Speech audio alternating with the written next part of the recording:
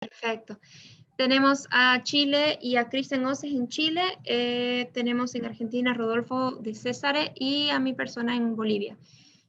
Todo lo que es la división dentro de Crouse-Hinds, dentro de las normativas y bueno, la mayoría de los productos certificados por ATEX e IS, en nuestra división de SEAG, también la tenemos en MEDEC, en lo que es alarmas y prensacables de Capri, ¿no?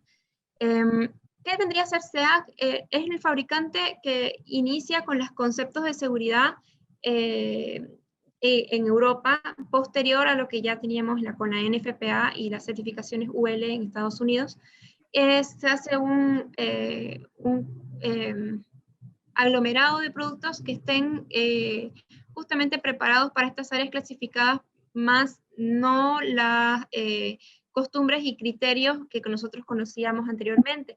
Entonces los productos y las innovaciones siempre van a ser un poco más livianos, sí es robusto en el aspecto de resistencias físicas y químicas, sin embargo, no tanto en el sistema ya de presiones de explosión, porque justamente vamos a ver ese tema hoy, porque es que no son productos más metálicos o de otros materiales que ya conocíamos antes. Entonces, tenemos la definición de una atmósfera peligrosa, que vendría a ser una zona en la que se encuentra la atmósfera explosiva presente o que pueda esperarse que esté presente en cantidades que requieran las precauciones especiales, ya sea para la construcción, la instalación y uso de aparatos eléctricos. Las condiciones atmosféricas se definen por las presiones que van desde 80 kilopascales hasta 110 kilopascales, temperaturas menos 20 hasta más 60 grados centígrados.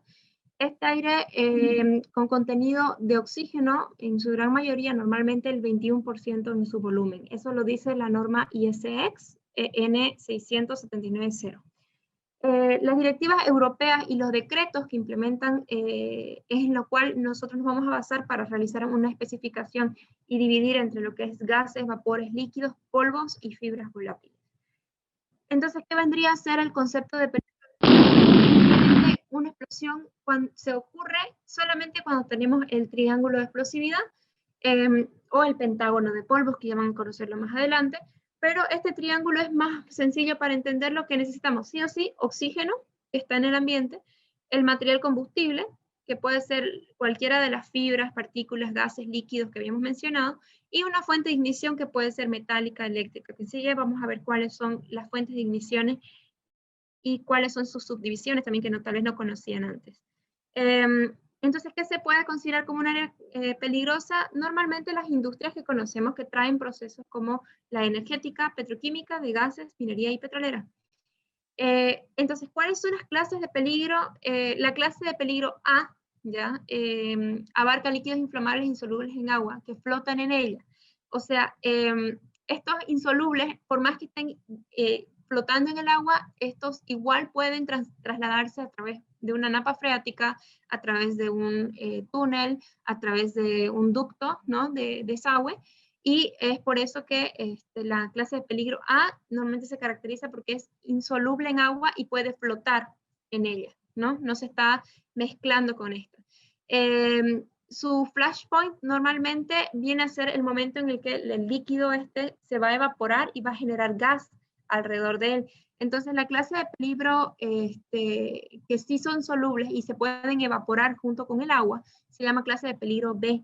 Esta puede mezclarse con agua hasta 15 grados centígrados independientemente de la mezcla, o sea que a 21 grados ya está totalmente mezclado, por eso se llama clase de peligro B.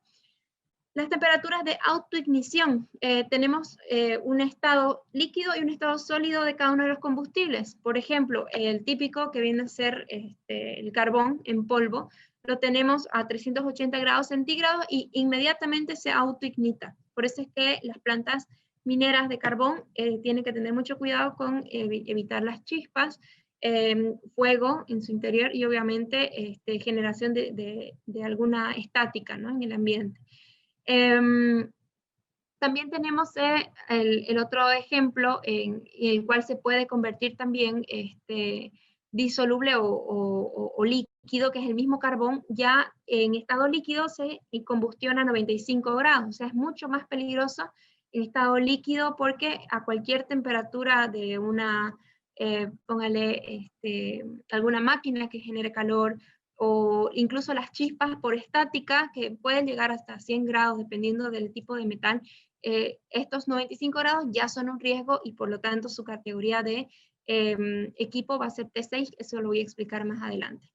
Los límites de explosividad vienen a representarse con esta campana de Gauss, que nos muestra que en una mezcla suficiente del ambiente con un combustible, puede ser tanto no combustible como en presiones que va incrementándose hasta la mezcla perfecta para que la ignición sea en su mayor potencia. Entonces, el límite de explosividad viene a ser el mínimo de mezcla en el ambiente para que pueda ignitar y generar una presión de explosión, o también el máximo, ¿no? Y al final, igual, la cantidad suficiente de oxígeno tal vez para ahogar el ambiente y que no sea suficiente la mezcla para poder ignitar de ninguna manera, ¿no? Por ejemplo, una peluquería trae acetona, que es muy, muy inflamable, pero que hay más aire en su ambiente porque vienen ventiladoras, están con aire acondicionado, entonces esta ventilación genera el paso del flujo de aire, que va a permitir que se vaya limpiando el área y no genere condensación en el ambiente y pueda darse una explosión de esta peluquería, ¿no? La densidad con respecto al aire, si ustedes consideran las estaciones de servicio, las estaciones de gas, pueden variar si las luminarias van a venir o no a prueba de explosión. Dependiendo si es que el combustible es gasolina, normalmente la densidad es mayor a la de la atmósfera, una atmósfera, entonces la gasolina tiende a ir por el suelo. Sin embargo, si ustedes están trabajando con una planta o una estación, una gasolinera que trae gases o trae etanol, ¿no? Entonces va a tender a elevarse por la presión atmosférica. De 1 es menor, entonces tiende a subirse, por lo tanto las luminarias que van a estar arriba sí o sí deben venir a prueba de explosión o con seguridad intrínseca, ¿no? Así se ve en el caso del hidrógeno, la mezcla mínima a 4% se puede tener una presión de explosión, a 3% no existe la presión de explosión, no hay una explosión. A 4% sí, mínima. A 70%, 50% va a estar todavía con una presión máxima de explosión, y al momento que pasa a los 75 también se ahoga esa flama y no va a explotar, ¿no? Va a tener una presión de explosión como tal. Esto es para que ustedes vayan entendiendo, estos conceptos de física y de química son un poco más importantes en esta parte de eléctrica, porque dependiendo del tipo de compuesto, en estos ejemplos del acetileno, el hidrógeno, el etanol, metales o carbón, vamos a tener que trabajar con equipos eléctricos que trabajen a menores de esas temperaturas y que no vayan a generar ninguna chispa en ese ambiente, ¿no? Como veíamos hace un ratito, las densidades relativas, si se dan cuenta, la densidad del acetileno es 0.9, por lo tanto se va a elevar. La densidad relativa del hidrógeno también es menor a una atmósfera, entonces se va a elevar. El etanol es un poco más pesado, entonces va a tender a bajar por su densidad relativa. Las temperaturas de autoignición que tienen los metales, si ustedes tienen una máquina que está generando chispas y está en ese ambiente mucho polvo de aluminio, puede generarse a 350 grados centígrados una explosión y ser un peligro, ¿no? Tenemos en el grupo 3B ya de carbón, que es lo que estábamos mencionando hace un momento, la temperatura de ignición puede ser a los 180 grados centígrados. Los límites de explosividad de cada tipo de gas y compuesto va a seleccionar un tipo de grupo. Entonces, como hablábamos antes, teníamos los grupos A, B, C, D, ¿cierto? Y también tenemos una equivalencia en lo que es IEC. IEC nos dice que viene un número romano antes de la letra. Entonces ya puede especificar y categorizar con más variedad a todos los compuestos, a diferencia de lo que nos mencionaba la NEC anteriormente, que solamente nos daba 4 grupos de letras, cuando tenemos muchos más grupos de sustancias en cualquier industria, ¿no? Entonces, esas son las ventajas de trabajar con IS ATEX, un poco más específico, pero también un poco más pesado para estudiar.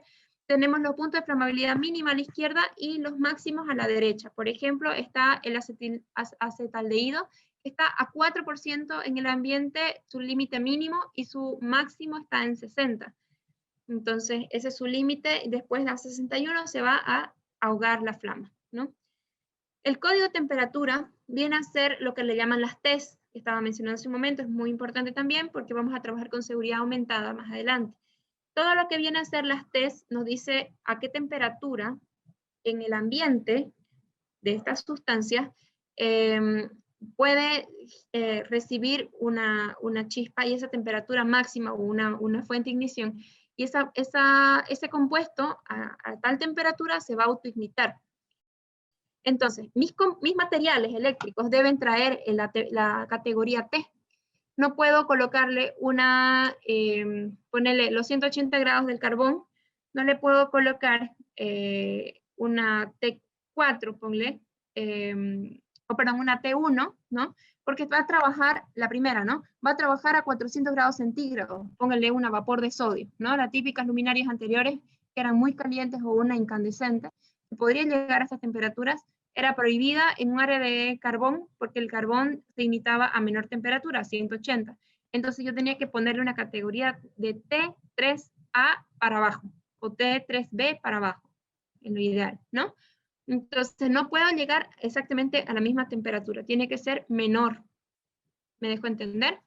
Entonces la tabla que está aquí nos muestra que la NEC básicamente nos daba T1, T2, T2A, T2B, T2C, muchas más especificaciones. Directamente la NEC ya en el 505, que es equivalente a IEC EN 50014, vienen a ser simplemente 6 T's principales y no tiene otras letras, ¿no? ¿Cuáles son los parámetros a considerar? Vamos a tener las fuentes de igniciones por materiales eléctricos, tenemos los switch, interruptores, desconectadores, arrancadores, las mecánicas, que vienen a ser los rozamientos de metales que puedan ser propensos a sacar chispas. Por ejemplo, cuando hay una avería mecánica, cuando hay la pérdida de lubricaciones o de empaquetaduras, o aumento de gruesos o cuerpos extraños que pueden estar dañando. Por ejemplo, cuando se ha dañado hay una avería mecánica en un componente un poco elevado a un funcionamiento en movimiento, puede caerle esquirlas a este sistema. Y ese cuerpo extraño puede generar también mayor rozamiento del metal a metal y generar una chispa. También puede ser por un corte radial, ¿no? Cuando se está cortando, genera muchas chispas, como hemos visto una moladora, ¿no? También, o una sierra mecánica, generalmente va a tender a eliminar cuerpos en suspensión, y ese puede generar también, al momento de tocar otro metal, una chispa por estática, y ahí está justamente el tema de estática. Si se frotan dos cuerpos, obviamente, ya sean derivados de orgánicos, polímeros o de metales, se genera una chispa, ¿no? Si ustedes quieren buscar e investigar un poquito más y profundizar en esto, pueden buscar el voltaje que tiene una chispa de estática, ¿sí? Después, descargas atmosféricas o electrostáticas, chispas, brochas, conos, ¿no? Que puedan recibir descargas atmosféricas. Esas también pueden ser una fuente de ignición. La radiación ionizante, al generar una explosión, tenemos la absorción de energía. Ahí me detengo, porque ustedes tal vez no habían escuchado de la radiación ionizante. Es como que todo lo que tengo en esta bolsa, de pronto desaparece esta energía, que yo, al apretar esto y quitarle todo el aire, se genera un vacío. Ese vacío que va a suceder cuando hay una explosión, le dicen también implosiones, ¿no? Se genera como una presión atmosférica, resultando en una explosión secundaria. O sea, una explosión puede generar otra por vacío. Tenemos las ondas sonoras ultrasónicas. Cuando se genera una vibración de una partícula o genera sonido mucho tiempo, también hay esas ondas ultrasónicas que pueden ser una fuente de ignición según la IEC. Entonces, ahí hay que tomar en cuenta cuáles son los niveles de hertz que están generando las máquinas en el ambiente, y si, ojo, que no vaya a tener una frecuencia igual y que comiencen a sobreponer las ondas. Si estas ondas se sobreponen, obviamente generan vibraciones en el ambiente y eso también puede ser motivo de una chispa. Las ondas electromagnéticas, es bien interesante también este tema porque tenemos equipos que están trabajando con electrónica y todas las ondas que se generan de un data center no tiene que ser en estas variables que están aquí, 3 por 1011 Hz hasta 3 por 1011, 15 Hz son donde se generan estas ondas y puede ser fuente de ignición. Una compresión adiabática, lo que les decía, cuando hay una compresión de un gas sin el intercambio de calor en el exterior, también se da, es como hacer un vacío de temperatura, por así decirlo, ¿no? Se genera un cambio de la compresión, más no la temperatura, y eso puede generar calor, ¿no? Y ser una fuente de ignición. La autoignición de polvos puede ser por fermentación. En pandemia comentábamos el año pasado, todas las plantas que estuvieron paradas de polvos, de granos, tuvieron problemas por fermentación justamente. Comenzaron a tener que eliminar y desechar todos los granos que estaban en los silos, porque el cambio de temperatura podía generar una ignición en el ambiente. Al aumentar la temperatura por fermentación o al aumentar la temperatura externa del tanque y generar esta fermentación, está el gas en el ambiente, obviamente ya llega a un punto de temperatura en el que se puede autoignitar. Las llamas abiertas de soldaduras, cigarros, combustión directa o nidos de combustión. Uy, no quiere cambiar aquí. Va. Entonces también se puede clasificar por emplazamiento. Ahora ya la IS dice, vamos a controlar cosas que sí, o entender cuáles son los parámetros físicos que están en el ambiente para intentar evitar colocar equipos a prueba de explosión. Ojo con eso. Entonces, si tenemos una desclasificación de áreas, ¿no suena interesante? En el caso de la industria debería ser un poco, digamos, analítica para evitar que se genere, obviamente, mayores riesgos. Por ejemplo, si yo tengo una sustancia que va a generarme refrigeración, ¿no? No la voy a poner al lado de otro ambiente clasificado como peligroso. ¿Cachan? Porque si yo mezclo las sustancias, puede que el tipo de sustancia que estoy mezclando en el ambiente sea propicio para que se haga una presión atmosférica mayor o se genere una presión de explosión en el caso de un accidente o un incidente y este genere explosiones secundarias y terciarias. Perdón, ¿había una consulta? Sí, las consultas que tengan, por favor, las ponen en el chat y al finalizar la charla se las hacemos. A ver, en el caso de mantenimiento del diferencial, ¿es recomendable activarlo mecánicamente una vez al mes? Ah, eso es lo que te explicaba, sí, eso es correcto, ¿no? O sea, con eso estás verificando que el diferencial... ¿Perdón? ¿Está haciendo una consulta a mí o está hablando con otra persona? No sé, se escuchó algo, pero no. Sí. Perfecto, sí, ya. Lo que entonces, es que si tienen consultas, les escriban por el chat, cosa que al final yo te las leo y les respondemos. Sí, Rocío, por favor, continúa. Sí. Vale. Entonces, tenemos también presencia tal vez de oxígeno. Ahora con la pandemia también tenemos muchos más nuevos hospitales, clínicas en las cuales se trabaja con oxígeno. Tal vez intentar evitar que estén en una zona en la cual hayan otras atmósferas, por ejemplo, baterías, sala de baterías o un ambiente sala de terapia intensiva, por ejemplo, y que la sala de oxígeno esté muy cerca. Entonces, se pueden evitar desde seguridad industrial en general hasta seguridad eléctrica, por planificación previa en una planta, en un ambiente, en una estación de servicio, evitar las fugas, obviamente va a ser un mantenimiento correcto, ver la periodicidad de los sellantes, ojo con eso, los sellantes también se vencen, entonces tenemos que hacer una reposición y también el tema de qué tiempo tienen los metales en el ambiente, ya la corrosión puede ir afectando, los equipotenciados que se van a realizar. Si yo no tengo un equipo a prueba de explosión, pero estoy trabajando con seguridad intrínseca, por ejemplo, este cable plástico, si yo no lo equipotencio, todo el sistema plástico, también se puede generar una explosión de estos equipos en el ambiente, porque no están con una puesta a tierra. O sea, el equipotenciado es hacer equivalente toda la potencia del sistema, cosa que todo vaya con la misma potencia hasta una tierra, ¿sí? Entonces, si yo no lo equipotencio todo el sistema plástico, por más que yo diga, me estoy ahorrando un montón, me está faltando el equipotenciado, que es clave para evitar que sea un área clasificada de mayor rango y, bueno, un riesgo mayor, ¿no? También, según el proceso industrial, si yo ordeno mis máquinas de cierta manera, voy a evitar que un ambiente de calderas esté muy cerca de un ambiente clasificado como peligroso, porque esta caldera me va a generar calor, y esa es una fuente de ignición también.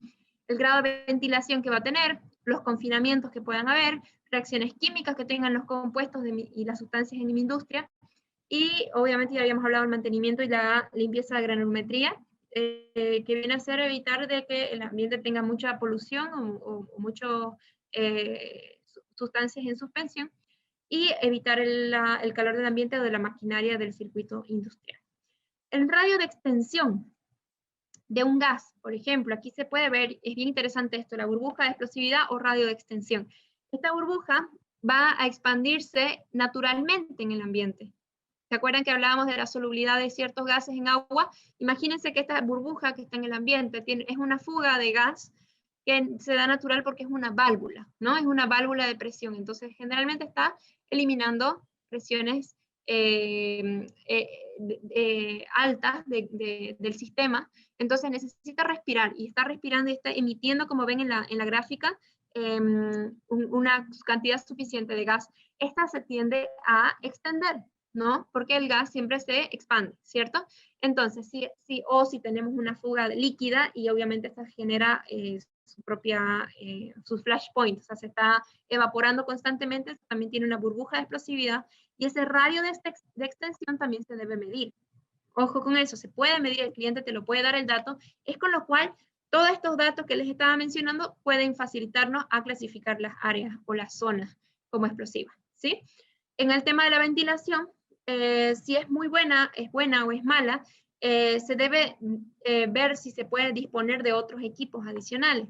Si es justamente para evitar clasificar demasiado alto las plantas y evitar el riesgo, obviamente. Entonces, aquí tenía un pequeño ejemplo que tal vez no va a sonarles a ustedes, le voy a justamente quitar el sonido, no es necesario. Aquí hay un grupo de bomberos que van a generar van a mitigar un incendio que se está dando de un silo. Y ellos vieron que se estaba derramando el grano aquí y comenzaron a inyectarle con la manguera de agua, error garrafal. Le están inyectando oxígeno a través de la manguera e impulsando todo el polvo combustible adentro y afuera del ambiente, impulsando así grano con grano para que se genere mayor estática y esto se dé una ignición más grande. Como ven ahí, se termina generando mayor riesgo por buscar más bien apagar el fuego.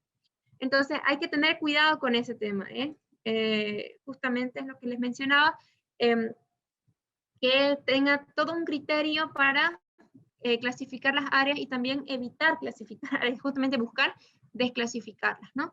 ¿Quiénes son las responsabilidades internacionales que pueden darnos los parámetros que tenemos que utilizar para clasificar áreas? Tenemos en el artículo 500 de la NEC, tenemos el artículo 606.01 de IEC y ATEC 137, en la cual dice que las autoridades de vigilancia y control pueden ayudarnos a clasificar áreas. El Ministerio de Trabajo, en caso de Colombia, puede exigir un estudio de riesgo. Esto van a legislar un poquito qué es lo que está pasando en cada planta. Los inspectores eléctricos, el ingeniero a cargo, inspectores de fuego o consultores certificados, las aseguradoras, ¿no?, que van a necesitar hacer un estudio de siniestro en caso del accidente o el previo a producción. Entonces, para tener un aval y que la aseguradora te dé este seguro, tiene que decir, ya, entonces tú me estás cumpliendo con este parámetro, así que si yo sí te puedo dar el seguro, o el seguro te va a costar más alto si no me pones este material, ¿no?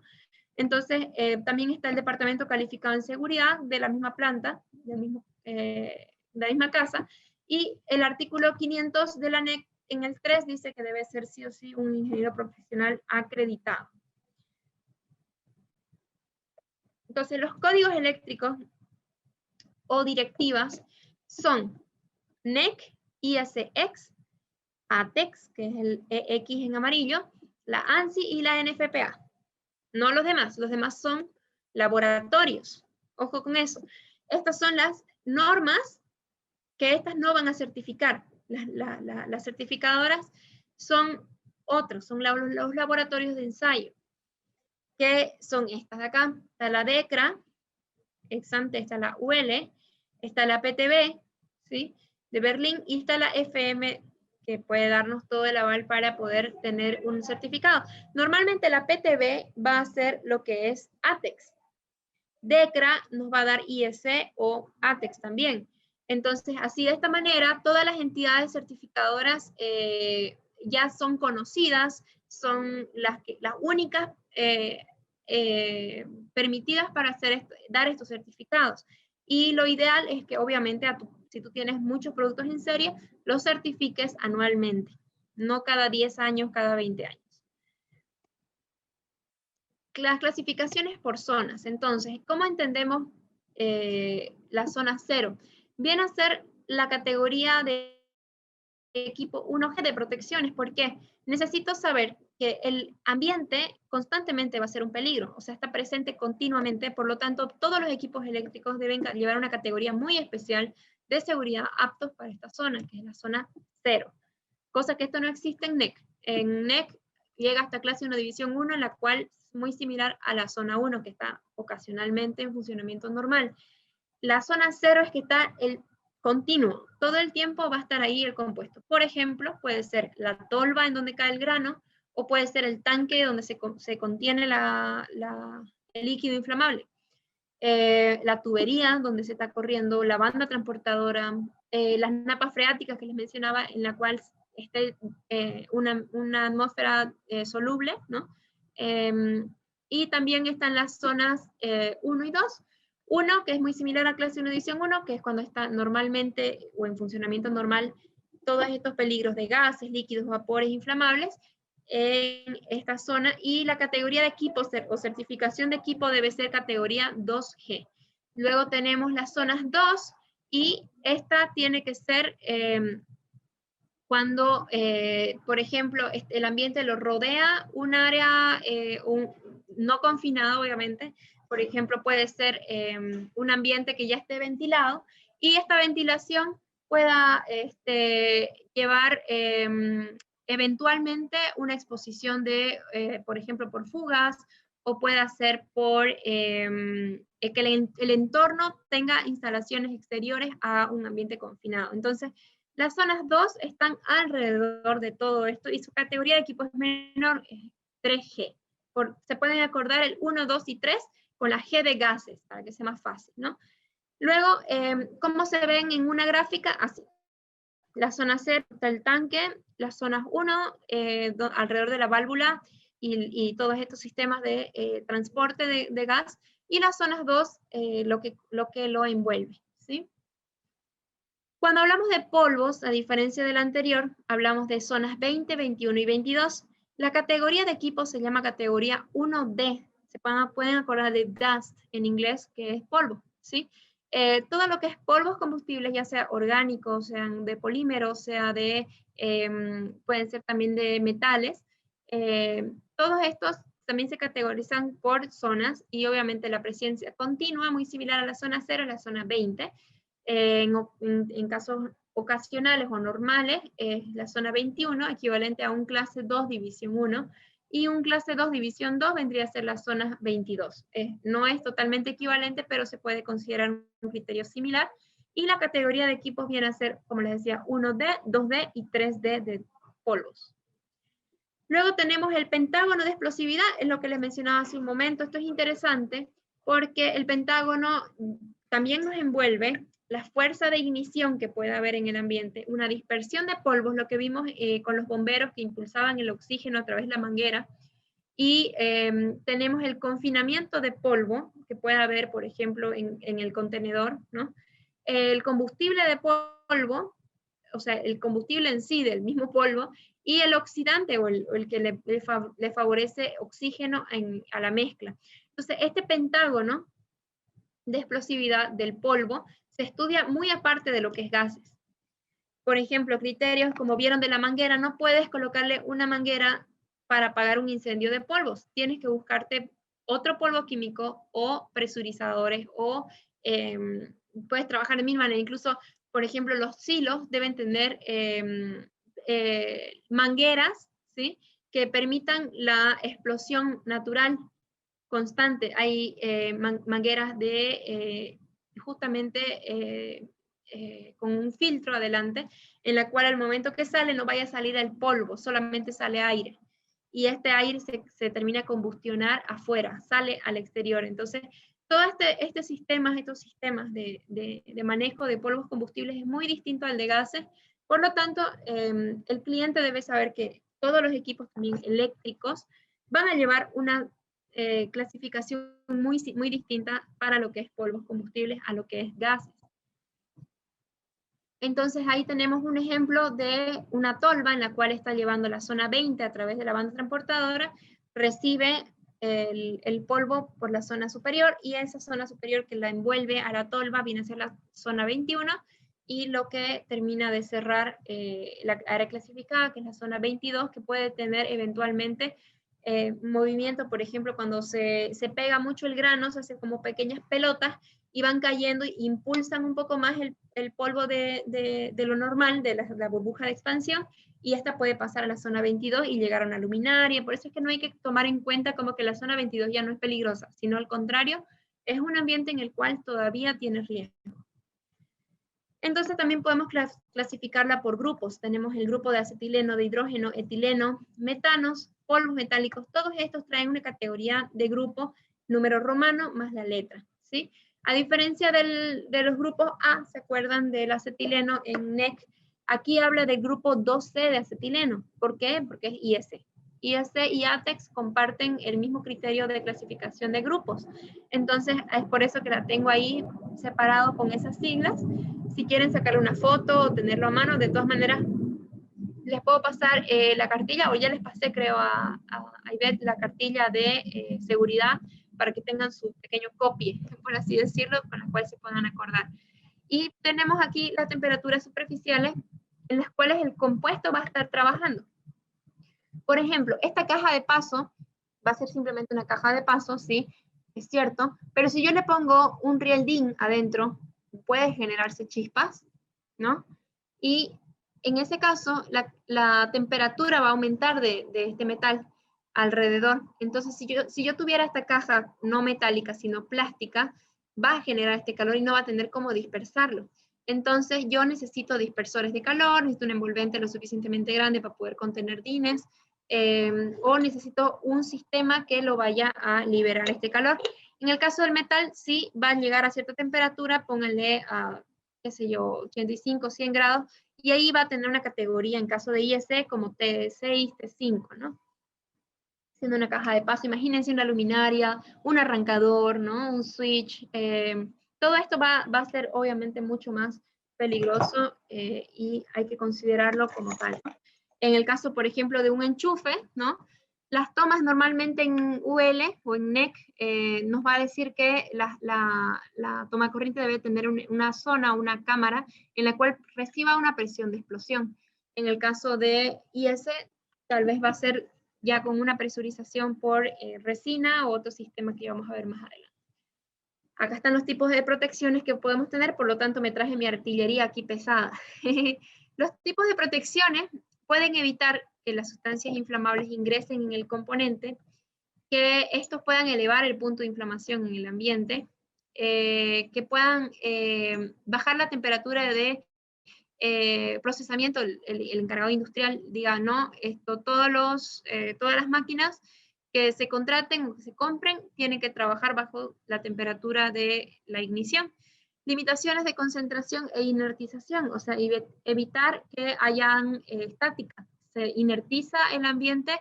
Por ejemplo, mucho se genera eso en lo que es data center, el tema de la estática está constante en el ambiente, o electromagnéticas, chispas electromagnéticas que puedan generarse en el ambiente. Y esta concentración, obviamente, se la puede disminuir con la inertización del mismo, ¿no? Ventilaciones que puedan haber, protecciones secundarias contra explosiones, que ya vienen a ser los equipos eléctricos, la construcción de protección contra explosión, que puede venir un ambiente con una pared en la que cierre el área peligrosa y por lo menos se coloque un sello, etcétera, al salir la tubería, pero ya contiene un poquito más la construcción misma o la infraestructura, estas explosiones, ¿no? El diseño protegido contra explosiones y obviamente todo lo que vamos a ver de ingeniería en cada uno de los planos que nos pasan los clientes. Ahora, ¿cuáles son los tipos de protecciones ya para envolventes o equipos eléctricos? Ahí está el tema de las envolventes. Vamos a hablar un poquito como si esta fuera una EJB, esta es una GUA, ¿no? No sé si pueden ver mi pantallita también, o solo la presentación, pero en todo caso, se recuerdan cuál es la GUA, es una caja de paso roscada que debe llevar por lo menos 10 kilos de rosca, ¿no? Y tenemos la envolventes antideflagrantes muy similares a los equipos a prueba de explosión. Cuando dicen XD, va a decir que se parece mucho a este equipo. Este es un equipo NEC UL, certificado por UL, que funciona muy similar al equipo o envolvente antideflagrante. Aún así, no exige tanto espesor la IEC.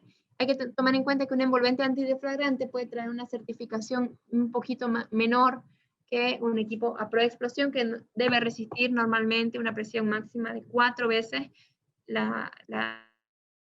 de esta mezcla peligrosa, pero ya la antideflagrante no es tan así. Por eso es que van a ver en otras certificadoras de ATEX que dice XD y es mucho más delgado que un equipo de Crouse-Hinds, ¿no?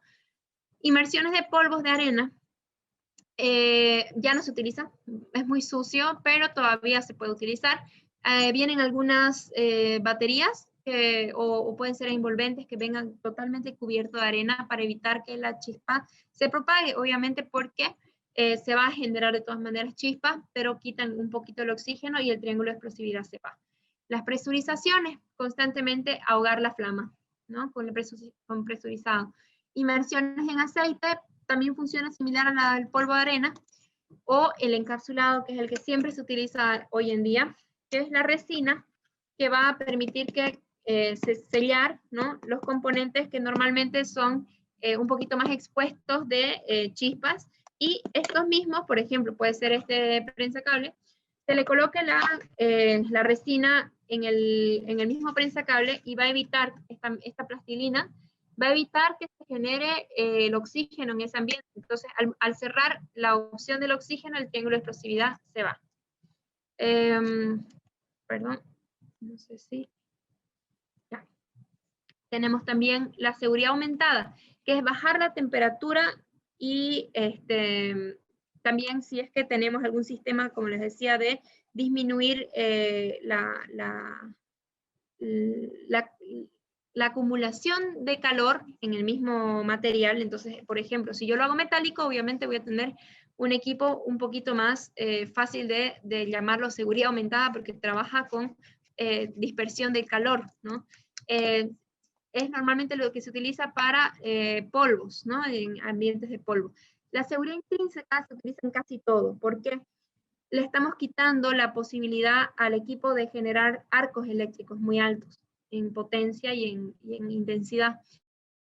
Entonces la seguridad intrínseca es un sistema bastante más complejo de lo que pensamos, porque viene con un tipo de, como, vamos a llamarle, se me fue la palabra. Lo que tenemos cuando salta la corriente como un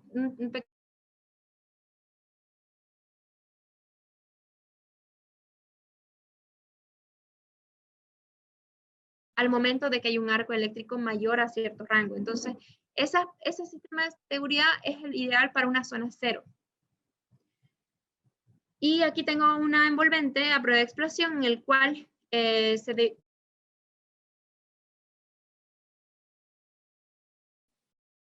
debe mantener siempre bastante bien sus pernos que están en la misma envolvente, y la antideflagrante, claro, va a funcionar el sistema XD o a prueba de explosión. En el caso que esta pierda un pernito, o le quiten un pernito, y pase nuevamente la explosión, no va a funcionar de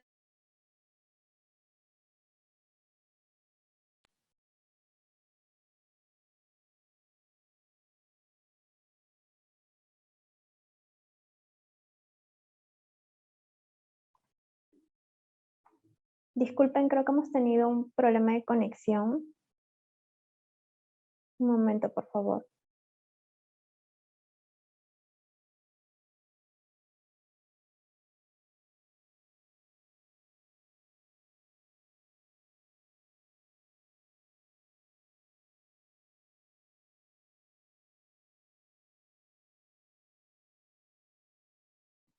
Hola, hola. Me perdí un segundo, no sé, creo que fue la calidad de internet. Sí, te desconectaste. Vale. No sé si hasta aquí quieren hacer alguna consulta. Pues van a hacer... Sí, tengo algunas consultas, ahorita las voy leyendo. Ya. A ver, Uriel Guaraguara consulta. Para el caso de un cuarto de grupo electrógeno, ¿se tendría que utilizar luminarias a prueba de explosión? ¿Y tomacorrientes de qué tipo? Electrógeno. Sí. Sinceramente no entiendo ese concepto de electrógeno.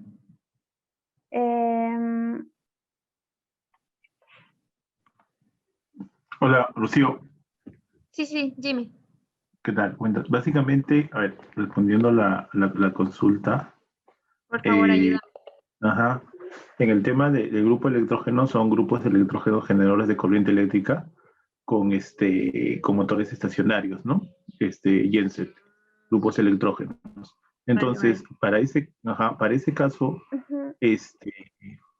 donde van a instalar el grupo electrógeno, el cliente debe indicarnos que si va a ser clase 1 división 1 o va a ser clase 1 división 2, como lo explicaste ahí, o zona 0 o zona 1, ¿no? Para que nosotros, de acuerdo a eso, proveamos los materiales que va a requerir instalar dentro del ambiente donde va a colocar el grupo electrógeno, el genset. Por lo general es clase 1 y división 2, por esta parte, ¿no? Y se utiliza en el tema luminarias clase 1 y división 2, y enchufes, o también tomas clase 1 y división 2, dependiendo también del ambiente explosivo que hay adentro, ¿no? Eso se hace un estudio adentro para que no digan qué materiales instalar ahí. Bueno, ahí me agarraste con esa pregunta, pero sí es claro que el cliente tiene que ser el que te dé la clasificación de área, ¿no? Sí, claro. Va a hacer un estudio de todas maneras de análisis de gases, análisis de estática, todo lo que les mostré hace un momento es un estudio súper detallado que debe hacerlo en campo, no, por más que entendamos los conceptos, si no se lo hace el estudio, no podemos lanzar de memoria la clasificación, ¿no? Tenemos que hacer el estudio específico. Gracias, Jimmy. Ajá. Bueno, a ver, otra consulta es, ¿cuáles serían las distancias mínimas para cada área de clasificación explosiva a equipamiento eléctrico convencional? Nuevamente, la burbuja de explosividad, hasta donde llegue la burbuja de explosividad en tu ambiente. Por ejemplo, nos pasa mucho con el tema también de las alturas, el trabajo en altura sobre el nivel del mar. A ciertas alturas, la burbuja de expansión de un gas metano no va a ser la misma que la burbuja de expansión de un gas metano en zonas bajas, en valles. Entonces tienes que hacer un estudio en campo, como te digo, del ambiente para poder clasificar esa área y de ahí saber para dónde vas, con qué equipos ir, cuál vendría a ser los parámetros más interesantes y más inteligentes para darle, desclasificar el área justamente y evitar que sea un riesgo, o en caso que ya no puedas desclasificar, buscar equipos que sean aptos para la zona clasificada que has estudiado, ¿no? Sí, es un tema que lo tienes que hacer en campo, no se trata de a la adivinanza decir, bueno, aquí va a ir clase 1, división 1 o 2, ¿no?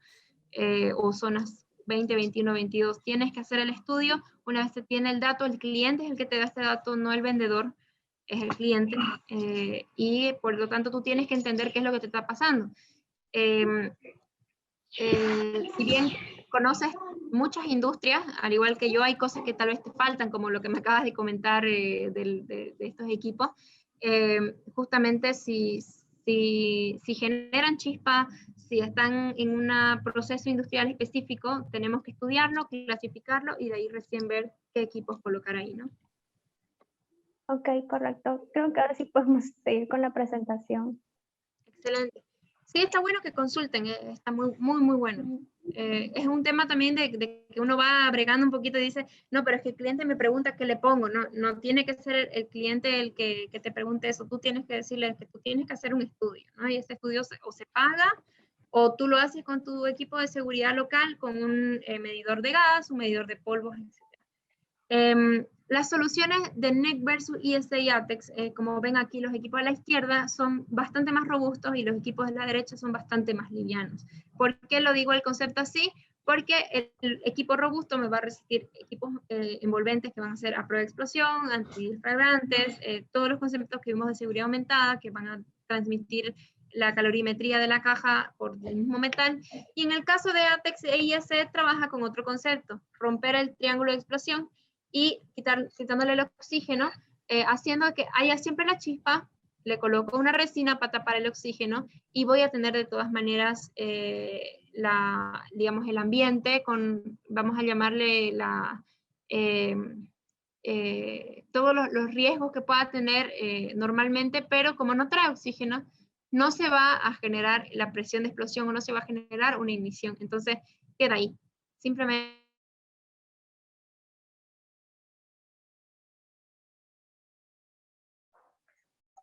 Rocío, hemos perdido ¿sí? tu audio. Se cortó tu audio. ¿Me escuchás? Sí, ahora sí. Sí, hace un momento al final se cortó. Ya. Hay una consulta más. Dicen, si es en un corte de baterías, también debería hacerse un estudio de riesgo. Ya.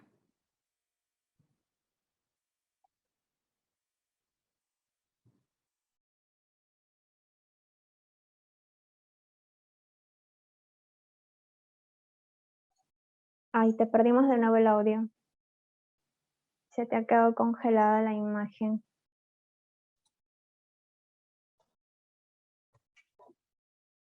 Por el caso del cuarto de baterías, normalmente tiene presencia de hidrógeno. Entonces sí debería ser clase 1, división 1 y necesitamos también el estudio de riesgo. Hola, hola. Hola. ¿Cómo estás? Perdón, te cuento que está medio mal el internet. Creo que Gabriel ya contestó por mí, ¿ah? Sí, correcto. Excelente. Vale. Bueno, entonces para no alargarlo tanto, ¿me paso normal a la presentación? Sí, claro. Voy a intentar una vez más.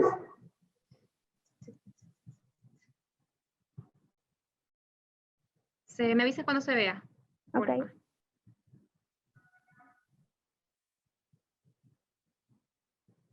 ¿Sí se está compartiendo la pantalla? Sí, correcto. Ya. Perfecto. No, se fue muy al comienzo. No quiere irse aquí al inicio, se está lleno.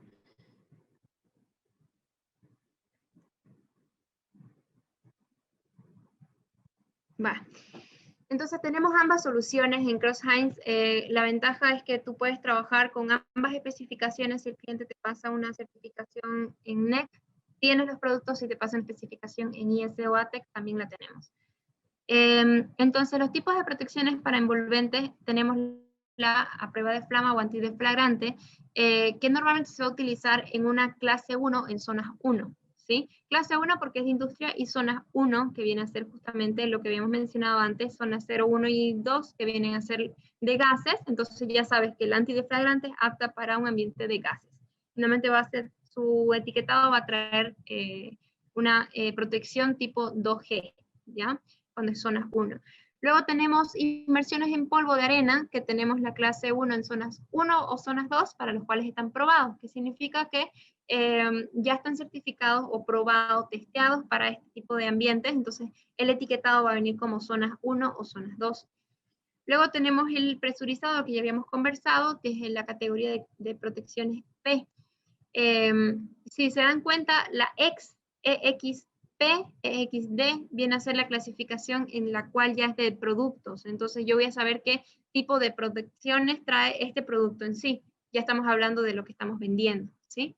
Y es la parte comercial, por así decirlo. Luego tenemos las inmersiones en aceites, la XO. Luego tenemos los encapsulados tipo M, ¿ya? Que normalmente va a traer para la seguridad, lo que es la seguridad intrínseca, ya viene con seguridad M, por eso viene con una IAN o IBN, ¿no? Y el encapsulado es clave para evitar la presencia de oxígeno. Tenemos lo que es seguridad aumentada en E, y todo lo que vendría a ser seguridad aumentada puede estar apto para zonas 1 o zonas 21, ¿no? Que es muy típico para lo que es polvos o trabajo normal en condiciones normales de presencias de gas.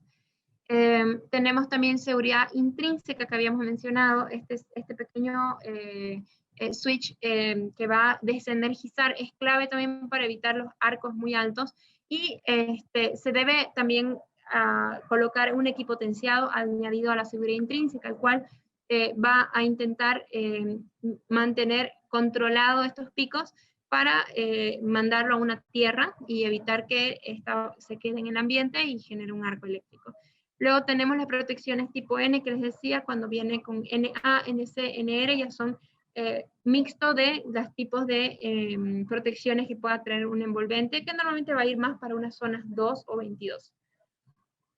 Luego ya si lo comparamos, no es equivalente, pero sí podemos comparar un poquito dependiendo de la clasificación de zonas que dice el cliente a la derecha. Si está en una zona 1, yo puedo colocar un envolvente a prueba de flama. Si estamos de incrementada o aumentada. Si es que estamos en una zona 0, como dice ahí a la derecha, el tercer reglón, tendríamos que sí o sí utilizar seguridad intrínseca categoría IA, ¿sí?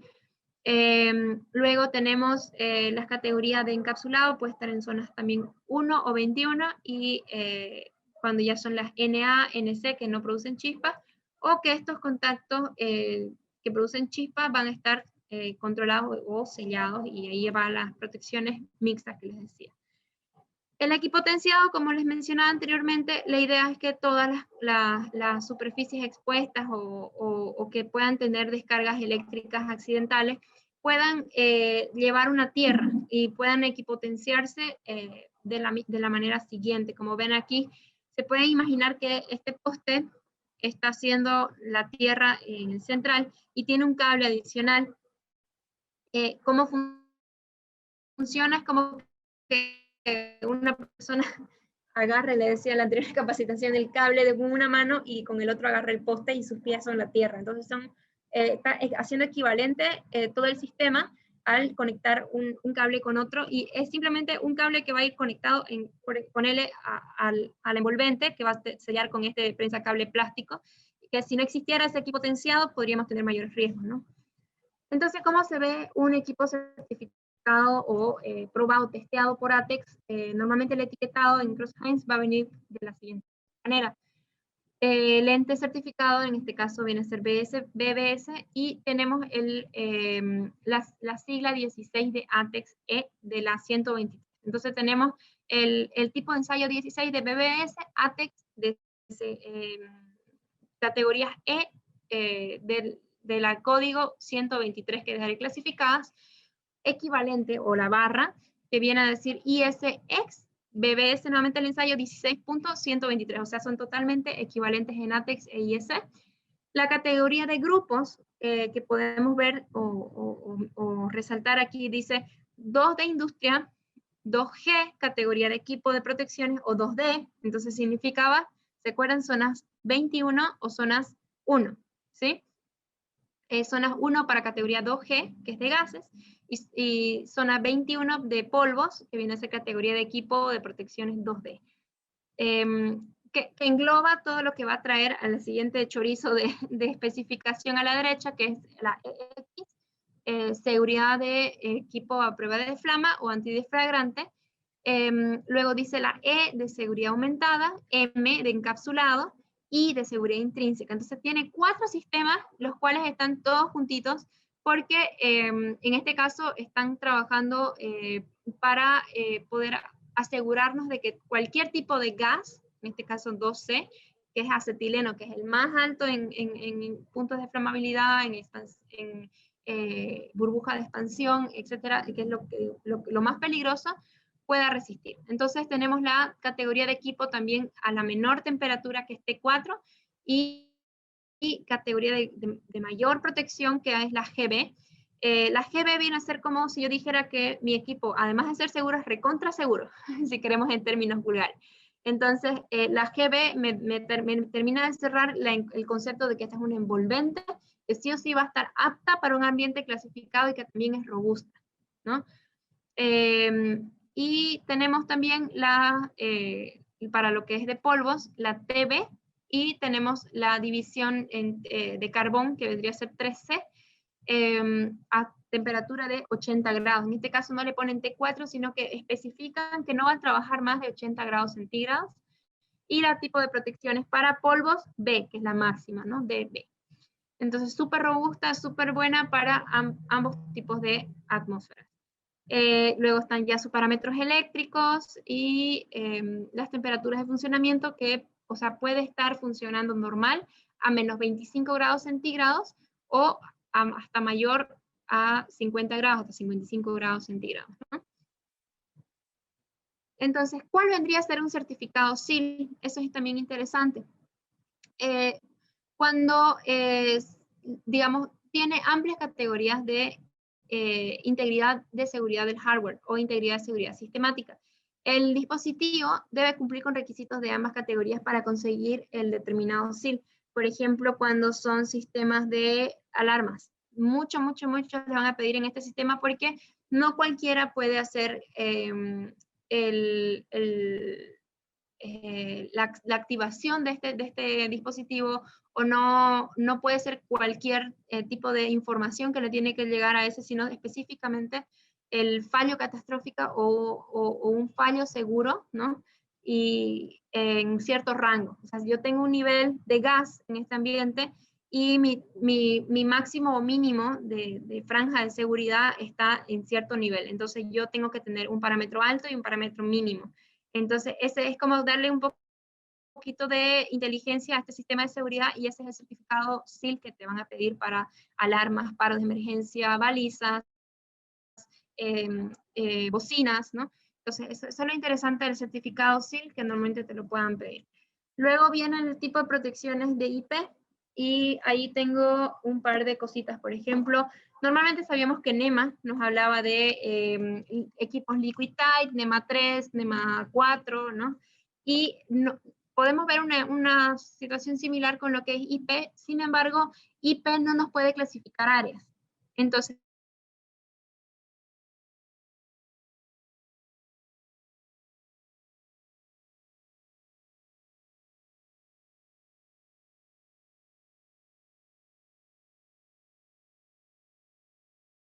de polvos o el ingreso de líquidos en nuestros equipos.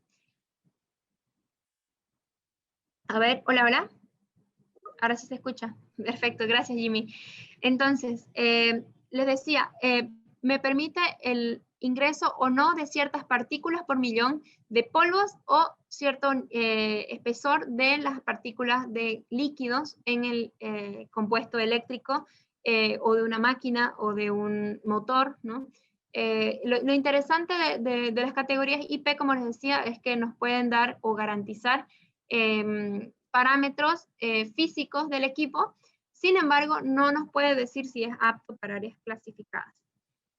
Entonces, tenemos el marcado de productos certificados en la cual pueda decir ATEX o IEC y verlo de esta manera, bien descrito y bien comidito, digamos, el letrero, pero hay otros letreros que no lo indican así. Entonces, tenemos que intentar memorizar cuáles son los productos que estamos vendiendo, qué certificaciones trae y con qué nos están comparando. Entonces, para ver tanto el precio, para ver por qué es más delgado que el otro en espesor, ¿no? ¿Por qué la caja que me están diciendo que es IEC con certificación de seguridad intrínseca es así de delgadita comparada con la que era normalmente? Me dije, wow, no entiendo cómo me la van a comparar o cuál es el problema. El problema es que los dispositivos que van a colocar ahí adentro o el sistema de equipotenciado le va a salir igual de caro, o sea, es equivalente en costos, y al final el cliente tiene que hacer esos sistemas. Si no los hace, entonces está comprando productos como si fueran estanco en un área clasificada y debe venir sí o sí entendiendo el criterio de cuál viene a ser el certificado de producto según la clasificación de área y hacer este match, ¿no? Lo mismo sucede en el caso este es de gases, como ya hemos revisado otra etiqueta anterior, y este es el de polvos. Entonces, de la misma manera, intentar desglosarlo un poquito, cuáles vendrían a ser el tipo de protecciones TB, y puedes buscarlo en internet, puedes buscarlo en nuestros manuales, y en especial les recomiendo buscar el código digerido ya de Crouse-Hinds, que viene a ser el Code Digest, que tenemos actualizado al 2017, ¿está? De la última chupada del mate, la actualización de 2017, y tanto en ATEX, en IEC, como en UL, ¿no? Entonces, todas las certificaciones que trae es muy amplia, lo que es Crouse-Hinds. Entonces, ¿cuáles vendrían a ser las preguntas básicas que debes decirle al cliente? Para que no te agarren con esas preguntas que me acaban de hacer ustedes y digas, ok, pero es que, qué sé yo no soy ingeniero en mina, yo no soy ingeniero industrial, solamente soy eléctrico. Entonces, ¿cuáles son las preguntas que debo hacer para saber la clasificación de área y llevar esto por pasos? Entonces, le dices al cliente, ¿cuál viene a ser el tipo de proceso que tienes? Debes definir el área que vas a instalar. No decirme, no, es que toda esta área quiero hacerla, no, pero ¿qué defines en ese proceso? Que tienes baterías, que tienes una tolva, tienes un sistema de qué sé yo, de silos específicos con manga de fuego. Entonces, tú tienes que especificar también o aclararle al cliente que él debe trabajar con esta especificación, y tú solamente trabajar con la especificación de producto, no la de área, ¿sí? Nuevamente repito, tú no zonificas ni clasificas áreas, sino que vendes el producto que va apto para esa área que ha definido el cliente. Entonces, él debe decirte qué mezcla de combustible hay y qué grupo, para que no te pase también este tema del riesgo de lo que estás vendiendo, que no va a llevar a un T-rating mayor del nivel de explosividad del combustible. Si el cliente no te dice y te dice esto es gasolina, entonces tú tienes que buscar límite de explosividad de la gasolina. Entonces ya lo buscas en internet y ya lo puedes obtener. Definir la clasificación de área, clase, división, zonas y grupos que va a tener. Eso lo debe hacer el cliente. Entonces, tu pregunta es, ¿sabes el tipo de área que estás instalando? ¿Cuál va a ser tu proceso? ¿Cuál es la temperatura máxima de que yo puedo trabajar ahí con el equipo eléctrico? ¿No? Todas esas preguntas las puedes ir haciendo. Luego, el segundo paso es, ¿en qué material lo prefieres? ¿En aluminio? ¿En feraloy? ¿Policarbonato? Ojo con que estemos cotizando, qué sé yo, insistiendo con equipos a prueba de explosión metálicos cuando el cliente en realidad está buscando y la especificación de su cliente final dice, no, yo necesitaba de policarbonato o necesitaba de fibra de vidrio, ¿no? Entonces, ojo con ese detalle, el material de fabricación también hace mucho el precio. Cumplimiento con especificación del área, que cumpla realmente con el criterio que se está llevando. Si el equipo, por más que sea apto para, qué sé yo, polvos combustibles, no significa que sea apto para acetileno. Entonces tengo que siempre buscar que el producto o el etiquetado o la ficha técnica me indique que está apto para esa zona o esa área. Luego, si la instalación es corrosiva, obviamente ahí tendríamos que ver si necesita Domex Bond, si necesita que sea un producto en plástico a prueba de UV y de sustancias corrosivas o ácidas o salinas. Indicar valores eléctricos de tensión, potencia, etc. A veces me dicen los clientes, no sé si pasa también en Perú, quiero un enchufe de tipo Yuko, ¿no? qué sé yo, de 250, ¿no? Véase, ok, pero ¿cuál es el diámetro de la toma? ¿Qué marca es? Si es que tiene, normalmente en Crouse-Hinds nuestras medidas son únicas y nuestra especificación siempre debe traer la toma y el enchufe, ¿no? Juntos, no puede venir solamente la hembra o solamente el macho, a no ser que sí tengas una instalación previa en la cual sea el mismo modelo, ¿no? Entonces sí tenemos que necesitar tensión, corriente, potencia, también para ver el tema de prensacables, etcétera. ¿Qué tipo de instalación se va a hacer? Si vamos a llevar una instalación metálica, una instalación plástica, una instalación de metal de aluminio o de hierro, que no haya estas cosas misceláneas, porque ahí es donde el cliente pierde un criterio de seguridad y lo mezcla con otro sistema de protección y por ahí están chocando o están sobredimensionando los sistemas de protección. Entonces, si es que choca, obviamente nos está dejando por menos de la seguridad que necesita, y si lo está sobredimensionando, estoy gastando dinero al aire, ¿no? Tercer paso, medidas o dimensiones de los productos. Tal vez el cliente me dice, es media, o sea, 20 milímetros. Y vos decís, no, pero es que no es lo mismo. 20 milímetros es otro tipo de rosca, ¿no? Y ojo con los adaptadores. Accesorios adicionales, como estos adaptadores, reductores, tal vez capuchones especiales que puedan necesitar un prensacables. Y qué tipo de criterio, como les decía, se está realizando, que no vaya a chocar una norma con otra, sino que sean complementarias en todo caso. Eso sería por nuestro lado todo lo que es los servicios que podemos darles, el soporte que podemos darle es para gestión de proyectos, propuestas a la medida como las ETOs, que son los envolventes o tableros que son hechos para el cliente, las capacitaciones como esta y el soporte técnico que lo tienen a diario con Isabel y con Jimmy. Y también tienen la página web para descargar todos los dibujos, los diseños que tenemos de productos. Y también si quieren pueden ver el tema de manejar la app o si tienen alguna otra pregunta pueden escribirme también o a Jimmy o a Isabel, que ya conocen. No sé si hay otra pregunta hasta mientras, Ibert, antes de cerrar. Sí, a ver. Sí, hay una última pregunta que... ¿cuál sería el procedimiento para el estudio de riesgo de un cuarto de grupo electrógeno y un cuarto de baterías? ¿Y qué profesional es el autorizado para realizar este estudio?